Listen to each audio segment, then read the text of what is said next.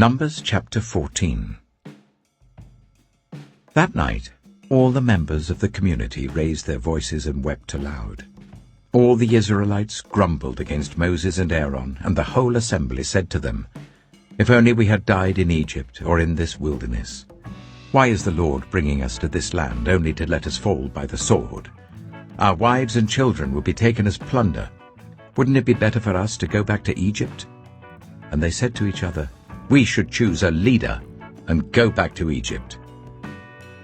Then Moses and Aaron fell face down in front of the whole Israelite assembly gathered there. Joshua, son of Nun, and Caleb, son of Jephunneh, who were among those who had explored the land, tore their clothes, and said to the entire Israelite assembly, "The land we passed through and explored is exceedingly good. If the Lord is pleased with us, He will lead us into that land, a land flowing with milk and honey, and will give it to us. Only do not rebel against the Lord. And do not be afraid of the people of the land, because we will devour them. Their protection is gone, but the Lord is with us. Do not be afraid of them." But the whole assembly talked about stoning them. Then the glory of the Lord appeared at the tent of meeting to all the Israelites. The Lord said to Moses, "How long will these people treat me with contempt? How long will they refuse to believe in me, in spite of all the signs I have performed among them? I will strike them down with a plague and destroy them. But I will make you into a nation greater and stronger than they." Moses said to the Lord, "Then the Egyptians will hear about it. By your power you brought these people up from among them, and they will tell the inhabitants of this land about it. They have already heard that you, Lord, are with these people, and that you, Lord, have been seen face to face, that your cloud stays over them, and that you go before them in a pillar of cloud by day and a pillar of fire by night. If you put all these people to death, leaving none alive, the nations who have heard this report about you will say, 'The Lord was not able to bring these people into the land He promised them on oath, so He slaughtered them in the wilderness.' Now may the Lord's strength be displayed, just as you have declared. The Lord is slow to anger, abounding in love, and forgiving sin and rebellion. Yet He does not leave the guilty unpunished. He punishes the children for the sin of the parents to the third and fourth generation. In accordance with your great love, forgive the sin of these people, just as you have pardoned them from the time they left Egypt until now." The Lord replied, "I have forgiven them as you asked. Nevertheless, as surely as I live, and as surely as the glory of the Lord fills the whole earth, not one of those who saw my glory and the signs I performed in Egypt and in the wilderness, but who disobeyed me and tested me 10 times, not one of them will ever see the land I promised on oath to their ancestors. No one who has treated me with contempt will ever see it. But because my servant Caleb has a different spirit and follows me wholeheartedly, I will bring him into the land he went to, and his descendants will inherit it.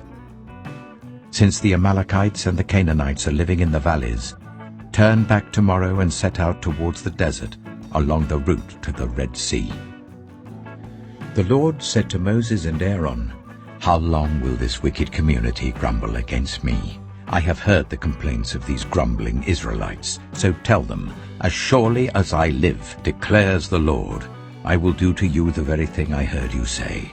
In this wilderness your bodies will fall, every one of you 20 years old or more, who was counted in the census and who has grumbled against me.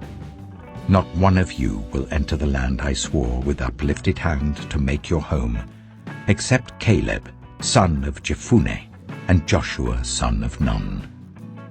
As for your children that you said would be taken as plunder, I will bring them in to enjoy the land you have rejected.